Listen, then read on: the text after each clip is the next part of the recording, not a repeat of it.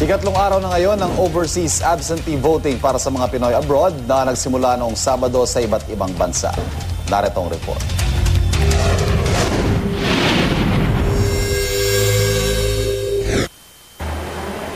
Naging panatana ng OFW mula Laguna na si Rowena de la Cruz na maging una sa pagboto tuwing may overseas absentee voting sa Hong Kong.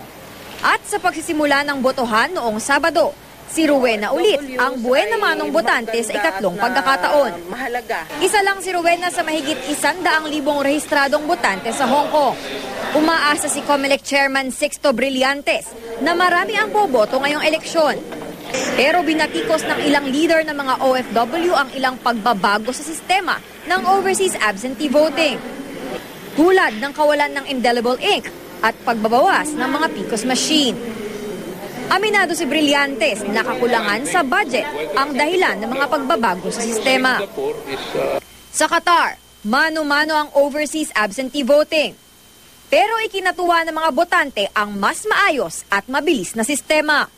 Aabot sa mahigit 23,000 ang rehistradong botante roon. Unang beses namang gumamit ng mga PICOS machine para sa overseas absentee voting sa Dubai.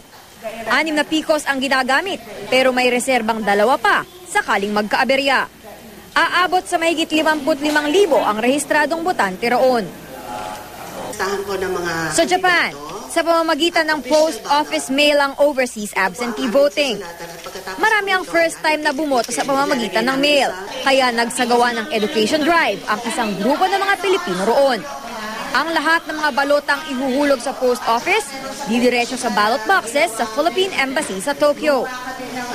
Sa Vatican naman, matumal ang pagdating ng mga botante sa unang araw.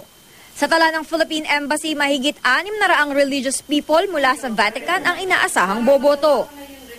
Bukod pa ito sa mahigit 26,000 botanteng OFW mula sa buong Rome at Italy.